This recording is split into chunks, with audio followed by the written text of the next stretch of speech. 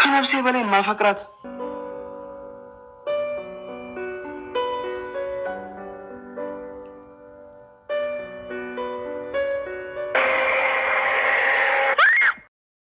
ኑሐሚን አሁንም የህይወቷ ፈተና ሆና የቀጠለችባት ወይዘሮ ገነት እስከ መጨረሻም ዛሬም የመኪና አደጋ እንዲደርስባት ትልቁን ሚና ተጫውታለች። ማለትም ለአምራን እሱ ሌላ ፍቅረኛ ይዞ ከመኝታ ክፍል አብረው እየተሞሻለቁልሽ ነው፣ ከፈለግሽ መጥተሽ እጅ ከፈንጅ መያዝ ትችያለሽ በማለትም ለአምራን ነግራታለች። አምራንም ወደሆኑ እየሮጠች በመምጣት ቀጥታ ወደ መኝታ ክፍል ታመራለች። ሁለታቸውን አብረው ተኝተው ስታያቸውም በጣም ተናደደች። ኑሐሚን እዛው በተኛችበት በጥፊ መታቻት። ኤርሚያስንም ከዚህ በኋላ እኔ እናንተ አንተያይ፣ እኔ እየተቀበልክ የገዛኸውን መኪናም ቀስ አድርጌ እቀበልሃለሁ በማለት ወደፊት ልትበቀለው እንደምትችልም ለኤርሚያስ ነግረዋለች። ኤርሚያስ የገቢ ምንጩ ስለሆነች አምራን መራቅ ስለማይፈልግ ይቅርታ ጠይቃት፣ እሷ ግን ይቅርታውን አልቀበልም አለችው። ኑሐሚንም በደረሰባት ነገር ልቧ ተሰብሮ እንደዛ አልከዳሽም ብለኸኝ ቃል ገብተልኝ ነበረ፣ አንተ ግን ይኸው ከዳኸኝ በማለትም እያለቀሰች እያነባች ነበረ። በስከ መጨረሻም በጎዳናው እየተንከራተተችና ያለፈችባቸውን መንገዶች እያንዳንዱ እያሰበችን በሀሳብ ጭልጥ ባለችበት ሰዓት ክፉኛ ከመኪና ጋር ተጋጅታለች። ኑሐሚን በሰላም እናገኛት ይሆን? ሰላም ጤና ይስጥልን ውድ ቻናሌ ቤተሰቦች እንደምን አላችሁ? በያላችሁበት በዓለም ዳርቻ ሰላማችሁ ይብዛ እያልኩኝ ኑሐሚን ክፍል 17ን እንመለከታለን። በባለፈው ክፍል እንደተመለከትነው ኑሐሚንና ኤርሚያስ ወደ ውጭ ለራት ግብዣ ወጥተው ነበረ። ሆኖም እነሱ እየተቀጣጠሩበት ሬስቶራንት አምራንና ናሆም እነሱም ሄደዋል። ሁለታቸውም የጎሪጥ መታየት ጀምረዋል። ናሆም ትኩረቱን ኑሐሚን ላይ አድርጓል። በሌላ በኩል አምራን እንዲሁ ኤርሚያስን አይተዋለች። ኤርሚያስም አምራን ስለተመለከታት በጣም ደንግጧል። ታዲያ እየተርበተበተም ይህ ማንዋል ምንድነው የሚለው ራታችንን እንብላ እያለም ዝርዝር ውስጥ ከተቀመጡት የምግብ አይነቶች መካከል ኑሐሚን እንድትመርጥ ከጋብዛት በኋላ ግን የተቀመጠባት ወንበር ላይ ተረጋግቶ መቆየት አልቻለም። ክፉኛ ተርበተበተ። ኑሐሚን ምን ሆነ ነው እያለችም ጠየቀችው። እሱም አንድ ጊዜ ስልክ አናግሬ ልምጣ፣ ኑሐሚን አልቆይም በማለት በዛው ሹልክ ብሎ ይጠፋል። ኑሐሚንም ካሁን ይመጣል በሚል ስሜትም እዛው ወንበሯ ላይ ተቀምጣም አይን ብታይ ኤርሚ ግን በጭራሽ ሊመለስ አልቻለም። ኑሐሚንም ተከታትለው ልትወጣ ስትል ናሆም ወደ እሷ በመጠጋትም ምን ፈልገሽ ነው? ድሮም እኮ አንድ የማይረባ ጎረምሳ ተከትለሽ ስትመጭ ነው ጉድሽ የፈለው። ለማንኛውም ራት የበላሽበት ገንዘብ አልከፈለልሽ ከሆነ እኔ ከፍልልሻለሁ እያለ መቀጣጠፍ ጀምሯል። ኑሐሚንም ለምንድነው ግን ስለማታውቀው ህይወት እየቀባጠርክ የምትገኘው? ራት አልበላንም አለችው። ታዲያ በኋላም ስትጠብቀው ቆይታ ሲጨንቃት ያንን ቤት ተሰናብታም ወደ ቤት ትመለሳለች። ሆኖም ከኩሽና እየሰራች ያገኘችው ወይዘሮ ገነትን ነበረ። ምን ልታደርጊ መጣሽ? እዚህ ቤት እኮ እንድትመጪ አልተፈቀደልሽም አለቻት። ወይዘሮ ገነትም አሁን ላይ መሄጃ እንደሌላትና የሚበሉትና የሚጠጡት ምንም ነገር ስለሌላቸው እዛ ቤት በሰራተኝነት መቆየት ስለምትፈልግ ብዬው አልወጣም ትላታለች። ሆኖም ኑሐሚን አሁንም ትጎዳኛለች የሚል ስሜት ስላላትም ይህንንም ገልጻላታለች።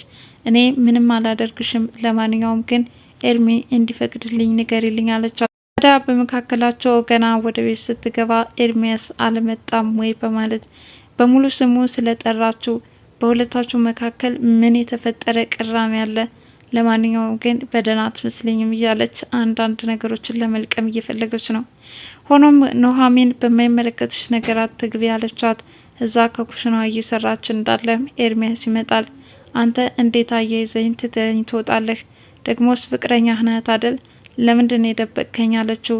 በፊትም እዛው ሬስቶራንት ሆና አሻግራ ስታያት በጣም ተጠራጥራለች። ደግሞ እኮ ቆንጆ ናት፣ ይቺ ፍቅረኛዋ ናት ማለት ነው እያለች ከራሷ ጋር ስትወዛገብ ቆይታ ነበረ። አሁን ላይ ታዲያ ኤርሚያስ ለማደባበስ ሞከረ።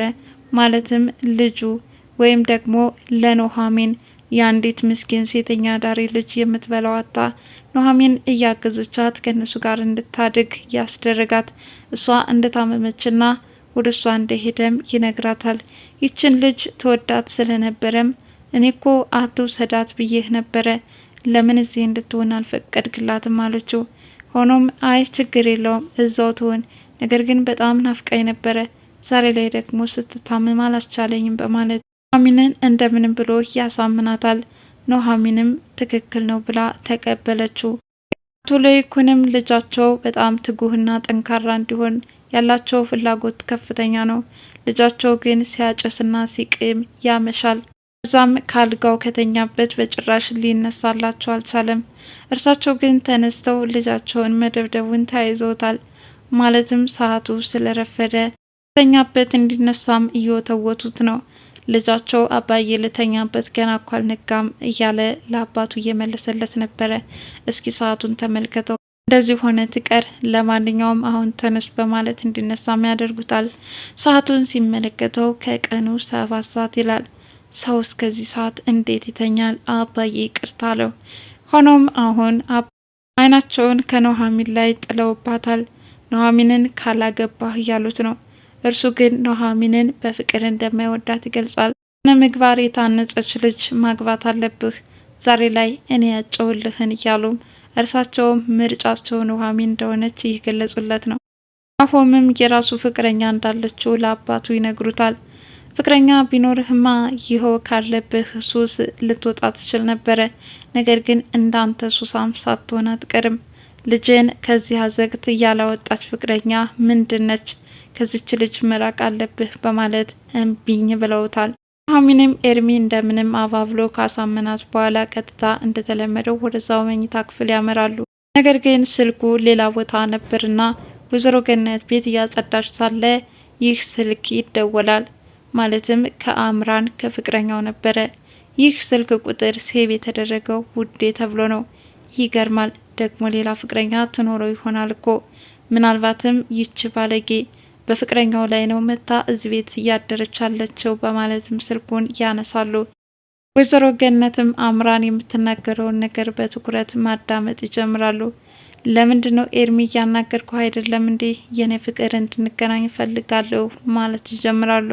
ይህን የሰሙት ወይዘሮ ገነትም ዝም ብለው ሲያዳምጡ ከቆዩ በኋላ አጋጣሚ ምቹ ሁኔታ እንደፈጠረላቸውና ከዛም የሁለታቸውን ፍቅር መለያየት እንደሆነም ያስባሉ። ኤርሚ ፍቅረኛሽ ነው ወይ? እንግዲያውስ አንዲት ባለጌ ሴት አምጥቶ በመኝታ ክፍል አብረው ተኝተውልሻል በማለትም አምራን ነገረቻት። አምራንም አንቺ ማነሽ? ምን እያልሽ ነው? የኔ ኤርሚ ይህንን ሊያደርግ አይችልም ማለች። ተከራከረቻትም። ይህንን ማድረግ ካልቻለ ነይና እጅ ከፈንጅ ሁለታቸውንም ማየት ትችያለሽ፣ ከዛ በኋላ እኔን ውሸታም በይኝ በማለት ወይዘሮ ገነትም ለአምራን ነገረቻት። አምራን እየሮጠች መጣች፣ ወደ መኝታ ክፍል አመራች። ሁለታቸው አንድ ላይ ተኝተዋል። ይሄኔ በጣም ባለጌ ነህ ኤርሚ፣ በዚህ ልክ አልጠበቅኩም ነበር እያለች ሁለታቸውንም በጥፊ ታጮላቸው ገብታለች። ኑሐሚንም የሞት ያህል ብቻ በጣም ከባድ መርዶ ሆኖባት ራሷን መቆጣጠር የማትችልበት ደረጃ ደረሰች። ወይዘሮ ገነት ድርጊቱን እንደ ጀብድ በመቁጠርም እኔ ነኝ አይሽ አይደለ፣ እኔን መንካት ዋጋ ያስከፍላል፣ አምራንን እንድትመጣ ያደረኳት እኔ ነኝ፣ ስልኩ ውዴ ይላል፣ አንቺም የሰው ባለ ትዳር ገብተሽ መልከስከስ ጀምረሻል፣ ይህ ደግሞ ለስራሽ ሲያንስሽ ነው እያሉ ያደረጉት ነገር ትክክል እንደሆነ አድርገው ኑሐሚን ማቃጠል ጀምሯል። ኑሐሚንም ስቅስቅ ብላ አለቀሰች። በሌላ በኩል አቶ ለይኩን የኑሐሚንን አባት ለጥየቃ ሄዶ ነበር።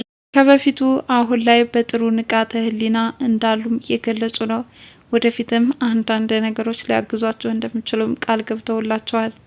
እድሜም አምራን እንደዛ ሰድበውና ተቆጥታው ከወጣች በኋላ እሱ ግን ተከትሎ ሂዶ አምራን አንቺ እንዳሰብሽው አይደለም፣ በጣም ይቅርታ በማለት እሷን ለማባበል የሄደበትን ርቀት እሷ ግን ከዚህ በኋላ አይንህን አላየውም፣ ለማንኛውም መኪናው እየተገዛበትንም ገንዘብ ትመልሳለህ፣ ሰራኸው ስህተትም ዋጋ ትከፍላለህ በማለት ዛተችበት። አሁንም ይቅርታ በማለት ሊለማመጣት ሲል እሷ ግን በጥፊ ነበር ያቀመሰችው። አምራንን ይቅርታ ጠይቆ ወደ ቤት ሲመለስ አሁንም ኑሐሚንን ይቅርታ መጠየቅ ይጀምራል። እሷም ምን አይነት ወራዳ ሰውነ በህይወቴ ላይ ተጫወትክብኝ፣ እንደዛ ቃል እንዳልገባ ሁሉ አሁን ላይ ግን አዋረድክኝ ያለችም እያለቀሰች ነው። ኤርሚም እኔ የምወደው አንቺን ነው፣ እሷን የቀረብኳት ለገንዘብ ነው በማለት በግልጽ ነግሯታል። ይህንን ተከትሎም በጣም ባለጌ ሰው ነህ፣ ከዚህ በኋላ ዓይንህን ላይህ አልፈልግም በማለት የኤርሚን ቤት ተሰናብታ ጉዞ ጀምራለች።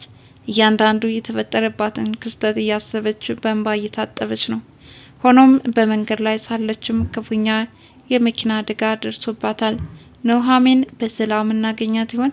እጅግ በጣም በሚያሳዝን ሁኔታ እባክህን ኤርሚ፣ እኔ ያሰብኩት እንደዚህ አልነበረም፣ ነገሮቹ ግን ከመጠን በላይ እየተፈጣጠኑ ነው፣ እንዳትከዳኝ ወይስ በውሳኔ ስህተት ገብቼ ይሆን እያለች ከራሷ ጋር በሀሳብ በተወዛገበችበት ሰዓት እንደዚህ አይነት ክስተት አጋጥሟታል። ማለትም የኤርሚን ድብቅ ማንነት ዛሬ ላይ በግልጽ አውቃለች። በስከ መጨረሻም በሚያሳዝን ሁኔታ እሷ ላይ የደረሰው አደጋ ከባድ ነው። ለማንኛውም ኑሐሚን በሰላም እንድናገኛት ትመኛለሁ። ለዛሬው ኑሐሚን ክፍል 17 ይህን ይመስል ነበረ። በቀጣይ ቪዲዮ ውስጥ ከምንገናኝ ድረስ መልካም ጊዜ ሆነላችሁ እያልኩኝ ለቻናሌ አዲስ የሆናችሁ ላይክ፣ ሼር፣ ሰብስክራይብ በማድረግ ቤተሰብ ተሆኑ ዘንድ በአክብሮት ጋብዝኳችሁ። ባይ ባይ።